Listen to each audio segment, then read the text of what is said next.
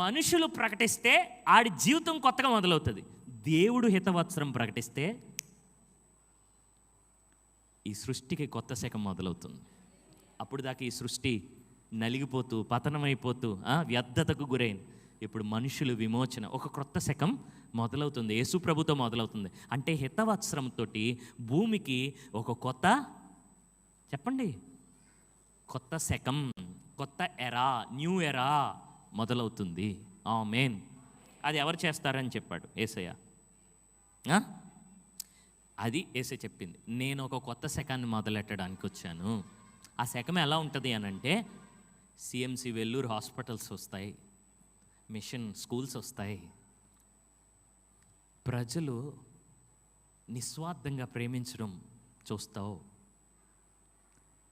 డబ్బున్న వాళ్ళు తన డబ్బంతా పేదోళ్ళకి ఇవ్వడానికి బయలుదేరి వేరే దేశాలకు వచ్చేస్తారు. ప్రజలు ఒకరినొకరు యథార్థంగా ప్రేమించుకుంటారు. పాపులు పరిశుద్ధంగా బ్రతకడం చూస్తావు ఈ శకంలో. అలా ఈ శకము అలా అలా అలా దీని అంతిమంగా ఒక అద్భుతమైనటువంటి నూతన యెరూషలేమును నువ్వు చూస్తావు. కానీ అంతటికి ప్రారంభం ఎక్కడంటే సిలువలో. దేనికి స్తోత్రం, హల్లెలూయా. యేసు ప్రభు ఈ మాటలన్నీ చెప్పినప్పుడు ప్రియులరా, చెప్పేసి చదివేసి ఆయన ఏమన్నాడంటే, నేడు మీ వినికిడిలో ఇది నెరవేరింది అన్నాడు. ఆ మాటకు ఒక అర్థం చెప్పనా? నేను చెప్పడం జరిగిపోయింది, మీరు వినడం కూడా జరిగిపోయింది అన్నాడు. ఆ దాంట్లో ఏదైతే ప్రకటిస్తాడని ఉందో అది నేడు నెరవేరింది అని అనలే, మీ వినికిడిలో అన్నాడు. మీ వినికిడిలో అన్నాడు అంటే మీరు విన్నారు, నేను చెప్పేశాను అంటే మొదలైపోయింది అన్నాడు. దేవునికి స్తోత్రం. యేసయ్య ఫస్ట్ మెసేజే భూమి దద్దరిల్లిపోయింది. రికార్డెడ్ సువార్తల్లో, లోక సువార్తల్లో రికార్డెడ్ ఫస్ట్ మెసేజే షేక్ అయిపోయింది. చీకటి రాజ్యానికి పెద్ద షేక్. ప్రియమైన దేవుని బిడ్డలారా, ఆయన తర్వాత కూర్చున్నాడు వివరించడానికి, కొన్ని మాటలు చెప్తాడని అలా ఎదురు చూస్తున్నారు. లూకాసువార్తికుడు చాలాసార్లు అలా చూస్తూ ఉన్నారు అని చాలాసార్లు వాడుతూ ఉంటాడు. స్టెఫన్ దగ్గర, పౌల్ దగ్గర, తన సువార్తలో చాలాసార్లు అంటే చాలా ఆసక్తిగా ఏం చెప్తారని. అప్పుడు ఆయన దయగలిగిన మాటలు విని కొంతమంది భక్తులు పండితులు ఏమంటారని అంటే, అప్పుడు అందరూ ఆయన గురించి సాక్ష్యం ఇచ్చచ్చు, ఆయన నోటి నుండి వచ్చే దయగల మాటలకు. అయితే అక్కడ ఏమనుంటుందంటే, నేడు మీ వినికిడిలో నెరవేరే, ఇంతకు మించి ఆయన ఏం చెప్పలేదు అన్నట్లుగా ఉంటుంది దీంట్లో. కానీ కొంతమంది పండితులు ఏమంటారంటే, ఆయన దయగల మాటలకు ఆశ్చర్యపడరంటే ఇంకా ఆయన ఏదో చెప్పు ఉండుండొచ్చు. ఒకవేళ మనకు తెలీదు, ఒకవేళ ఇదే కూడా చెప్పు ఉండొచ్చు, కానీ ఏదైనా చెప్పు ఉండొచ్చు. అర్థమైందా? అయితే లోకాసువార్తికుడు మాత్రం ఇది మాత్రమే రాయడానికి ఇష్టపడ్డాడు. ఎందుకంటే ఆయనకు ఒక ఉద్దేశం ఉంది.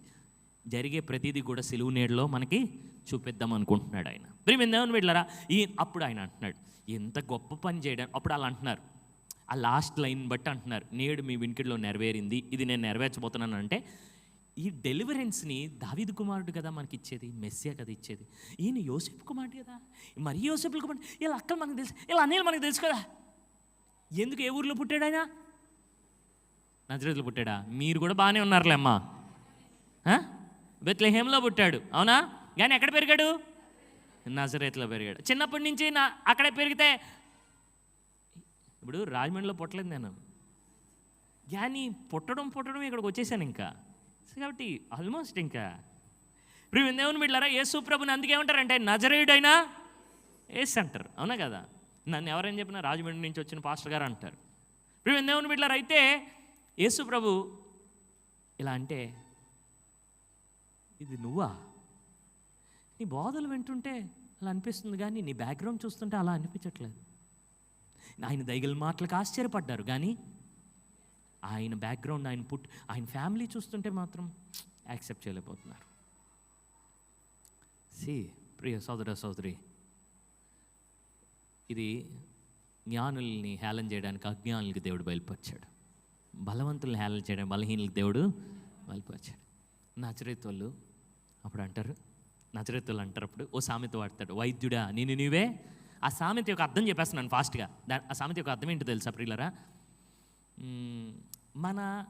మన ప్రాంతంలో కూడా ఇలాంటి సామెతోటి ఉంటుంది. అదేంటంటే, ముందు ఎంట గెలిచి, అర్థమైందా? సేమ్ అదే అనమాట ఆ సామెత అర్థం. సో ఎక్కడెక్కడో చేసావు కదా, ఇక్కడ చేయి, మేము చూస్తాం. ఈ మాటలు నువ్వు నెరవేరుస్తావని మేము నమ్ముతాం, ఇక్కడ చేయి. అది మన సామెతలు సేమ్ ఇది అది ఒకటే. వైద్యుడా నేను నువ్వు మొదట, ఆ సామెత యొక్క అర్థం ఇంట గెలిచి ఇది రెండిట్ల అర్థం ఒకటే. అర్థమైందా? అప్పుడు యేసుప్రభు ఏమన్నాడంటే ఇలా అన్నాడు, నేను ఇంకా అక్కడ చదివించడంలే, మీరు చదువుకోండి, ఇలా చెప్పేస్తున్నాను, టైం అయిపోయింది. ఏమన్నాడంటే, మీరు ప్రాఫిట్ని రిజెక్ట్ చేస్తే ఏమైందో పాత నిబంధనలో చదవలేదా? ప్రవక్తని రిజెక్ట్ చేసినప్పుడు ఆ రోజుల్లో 2 ప్రవక్తలు తీసుకున్నాడు ఆయన. ఎవరితో పోల్చుకుంటున్నాడు ఆయన? ఏలియా, ఎలీషా. మొదట ఏలియా చూద్దాం. ఏలియా కాలంలో ఏలియాని ఏం చేశారు ఇశ్రాయేల్ దేశం అంతా? మీరు ఎంత స్లోగా ఉండకూడదు. షాల్వా కప్పారా? సన్మానం చేశారా? మరి ఏం చేశారు? తృణీకరించారు కదా. యేసే చూడండి ఎలా వాడుతున్నాడో. మీరు నన్ను తృణీకరిస్తున్నారు, నన్ను కాదనుకుంటున్నారు, నన్ను మీరు రిజెక్ట్ చేస్తున్నారు. అయితే ఏలియాని, ఆ ప్రవక్తని రిజెక్ట్ చేసినప్పుడు ఏమైంది? దేవుని ఆశీర్వాదం మీ మీదకి రావడం ఆగిపోయింది. You have alienated yourself from God's blessings. దేవుణ్ణి మీరే దూరం చేసుకున్నారు, ఆయన మీకు దూరం అవ్వలే. మీరు ప్రవక్తను తృణీకరించినప్పుడు మిమ్మల్ని మీరు దేవునికి దూరంగా జరిగిపోయారు. అందుకే చాలామంది విధవరాళ్ళు ఉన్నారు, కానీ ఏ విధవరాలు ఇంట్లో అద్భుతం జరిగింది? సారెపత్తు విధవరాలు. మనందరూ బాగా తెలుసు కదా ఆవిడ. సారెపత్తు విధవరాలు ఇంట్లోనే అద్భుతం. సారెపత్తు విధవరాలు ఇశ్రాయేలు రాలా? అన్యురాలా? అన్యురాలేనా? రెండోది చెప్తున్నాడు. ఇప్పుడు ఏలి అయిపోయాడు ఎలీషా. ఎలీషా కాలంలో చాలామంది కుష్ఠరోగులు ఉండగా నెయమాన్ అనే అన్యుడు, వేరే దేశం వాడు, సిరియా దేశస్థుడు, వాడు వచ్చి స్వస్థత పొందాడు. లోకల్లో లేరా? ఉన్నారు కదా. ఎందుకు పొందలే? ఎందుకంటే ప్రవక్తను వారు తృణీకరించారు. సో 2 ఒక ఎగ్జాంపుల్ చెప్తే సరిపోద్ది. 2 ఎందుకు చెప్పాడు ఆయన? త్వరగా వినండి, త్వరగా చెప్తాను. దాని యొక్క తీవ్రత చెప్పడానికి. ఏదైనా 2 చెప్పాడంటే యేసే ఎప్పుడైనా దాని యొక్క, అరే బాబు ప్రవక్తని రిజెక్ట్ చేస్తే ఇలా జరిగింది. రెండోది మళ్ళీ ఇంకో ఉపమానం. అంటే ప్రవక్తని రిజెక్ట్ చేయడం చాలా ప్రమాదకరము. సో యేసుప్రభు ఏమంటున్నాడంటే ఇండైరెక్ట్గా, నన్ను రిజెక్ట్ చేయడం మీకు చాలా, దీన్ని ఉపయోగించుకుని చాలామంది పాస్టర్లు నన్ను మీరు రిజెక్ట్ చేయకూడదు. బోడి చెప్పేది మా కోసం కాదు, అక్కడ యేసుప్రభు చెప్తుంది ఆయన కోసం. అర్థమవుతుందా? యేసు ప్రభు వీళ్ళందరికంటే గొప్ప ప్రవక్త. ఇప్పుడు ఈ ప్రవక్తలు చేసిన అద్భుతాల్లో 2 అద్భుతాల్లో 2 కూడా మనకి ఎవరనంటే, ఒకళ్ళు విధవరాళ్ళు, ఇంకోళ్ళు కుష్ఠరోగులు. చెప్పండి త్వరగా. విధవరాళ్ళు 2 ఎవరు చెప్పండి? అన్యులు కరెక్టే. ఇంకోటి కూడా ఉంది ఆ లక్షణం. విధవరాలకి స్వాస్థ్యం ఉండదు. అందుకే రూతుని బోయజు చేసుకున్నాకే ఆస్తి. విధవరాళ్ళు అంటే ఆ రోజుల్లో ఎవరంటే, దేవుడు కూడా అంటాడు, విధవరాలను పిలిచి భోజనం పెట్టవయ్యా 3 సంవత్సరాలకు ఒకసారి. లేవీలు కూడా పిలు, లేవీలతో సమానంగా. ఎందుకంటే వాళ్ళు మోస్ట్ నీడీ పీపుల్, అవసరాల్లో ఉన్నవాళ్ళు. వాళ్ళకి పాపం ఎవరు ఉండరు.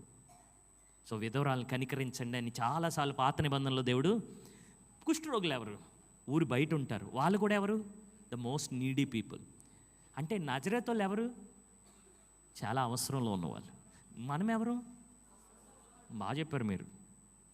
మనమందరము చాలా అవసరతలు ఉన్నవారు. అందుకే ఆయన చెప్పిన 2 ఉపమానాల్లో చాలా అద్భుతాలు చెప్పొచ్చు, కానీ ఏ చెప్పాడంటే ఆ ప్రవక్త అవసరాల్లో ఉన్న వాళ్ళ అవసరతను తీర్చకుండా అయిపోయింది. ఎందుకనంటే వాళ్ళు తృణీకరించారు కాబట్టి. చాలామంది విధవరాలు ఉన్నారు, చాలామంది కుష్ఠరోగులు ఉన్నారు, వాళ్ళందరికీ చాలా అవసరమైనా కానీ వాళ్ళు తృణీకరించినందున లోపల అవసరతలో ఉన్నవారు వారి అవసరతలు తీర్చబడలేదు, కానీ బయట ఉన్న వాళ్ళు అవసరతలు తీర్చబడ్డాయి. అందుకే పేతురు అంటాడు, దేవుడు ఒకప్పుడు మిమ్మల్ని ప్రజగా ఉండక ప్రజ అయితిరి, కనికరింపబడక. అంటే వాళ్ళకి అప్పుడు చాలా కోపం వచ్చింది. యేసయ్యని కొట్టేసి చంపేయడానికి వాళ్ళు ప్రయత్నం చేశారు. ప్రియులరా, కారణం ఏంటనంటే యేసు ప్రభు వాళ్ళని ఏమన్నట్లుగా వాళ్ళు భావించారు అంటే, మేము సారెపత్తు విధవరాల కంటే హీనులమని కదా, మేము నయమాన్ అనే కుష్ఠరోగి కంటే హీనులమని కదా నువ్వు మమ్మల్ని అంటున్నావు అని యేసుని వారు తలకిందులుగా పడేయడానికి చూస్తారంట. దగ్గర 30-50 అడుగులు ఎత్తులోంచే పడేయడానికి చూస్తుంటారు, చంపేద్దామని. కానీ ఒక విషయం చెప్తున్నాను ప్రియులరా, ఇక్కడ మనకి సిలువ కనబడుతుంది. ఆయన ప్రకటిస్తున్నాడు, వారు తృణీకరిస్తున్నారు. అంత మాత్రమే కాదు, ఎంతగా తృణీకరిస్తున్నారంటే ఆఖరికి ఆయన్ని చంపేద్దాం అన్నంతగా. అందుకే ప్రియులరా, యూదులు యేసు ప్రభుని కొరడా దెబ్బలు కొట్టి పిలాతు చూపించి వదిలేస్తాను బరబ్బా, ఈయన పస్కా పండుగ రోజు ఒకరు కావాలి కదా, వదిలేస్తాను, ఇన్ని దెబ్బలు తిన్నాడు కదా అని అంటే వాళ్ళు ఎంతగా రిజెక్ట్ చేశారంటే ఆయన్ని వదిలితే కుదరదు, చంపేయాలి. They rejected him like anything. నేను ఈరోజు ఆఖరిగా మీకు చెప్పేది ఒకటే, యేసుని తృణీకరిస్తే మనకు బతుకు లేదు నాయన. మీకు దండం పెట్టి చెప్తున్నాను, ఆయన్ని దయచేసి రిజెక్ట్ చేయకండి. ఆయన ఇచ్చే క్షమాపణ, ఆయన నీ అవసరం తీరుస్తాడు. నీకు ఆయన చాలా అవసరం. నీ జీవితానికి కొత్త శకం మొదలు పెడతాడు. ఆయన హితవత్సరం ప్రకటిస్తాడు. నువ్వు చెరలోకి వెళ్ళిపోయావు పాపాన్ని బట్టి, నీ పాపాన్ని క్షమిస్తాడు, చెరలోంచి బయట తీసుకొస్తాడు. ఆ తాగుడు, ఆ వ్యభిచారం, ఈ చెరలోంచి నేను బయట తీసుకొస్తాడు. ఈ లంచగొండితనం, ఈ బూతులు, ఈ అబద్ధాలు, ఈ పాపము బట్టి నువ్వు వెళ్ళిపోయావే, బందీవైపోయావే, దాంట్లో బయట తీసుకొస్తాడు. కానీ నువ్వు రావలేవు, నువ్వు రాలేవు. అది గమనించండి. దేవుడు చెప్తున్నది ఒకటే, యేసు చెప్తున్నది ఒకటే, క్రీస్తు చెప్తున్నది ఒకటే, మీరు చెరలోంచి బయటకు రాలేరు, నేను తీసుకురావాలి బబులోన్ నుంచి. మెస్సియా వచ్చింది ఎందుకంటే చెరలోంచి. అయితే మీరు చేయాల్సింది ఏంటంటే డోంట్ రిజెక్ట్. అలా తృణీకరించి, ఆ ప్రవక్తలు ఇద్దరిని తృణీకరించినందున అవసరముల్లో ఉన్న వాళ్ళు ఆ దేశంలో కూడా ఉన్నారు. కానీ వాళ్ళ అవసరతలు విధవలు, కుష్ఠరోగులు. మాట చెప్పనా, నేను అదే. మీ సంగతి ఏమో తెలియదు కానీ నేను అదే. అందుకే సంఘాన్ని రూతుతో పోల్చు. విధవ, కుష్ఠరోగిని, ఒంటి నిండా పాపమే. నా ఆత్మీయ దేహాన్ని కనుక ఒకటి ఉంటే ఆ దేహం మీద మచ్చ కురుపులు లేకుండా ఎంత కూడా ఉండదు నా బ్రతుకులో. నాకు ఈ దేహంతో పాటు ఒక ఆత్మీయ శరీరం ఉంటే దాని మీద ఒంటి నిండా భయంకరమైన పుండ్లు ఉంటాయి. యేసు కుష్ఠరోగిని పట్టుకుని నాకు ఇష్టమే, శుద్ధుడు కమ్మన్నాడు. దేవునికి స్తోత్రం.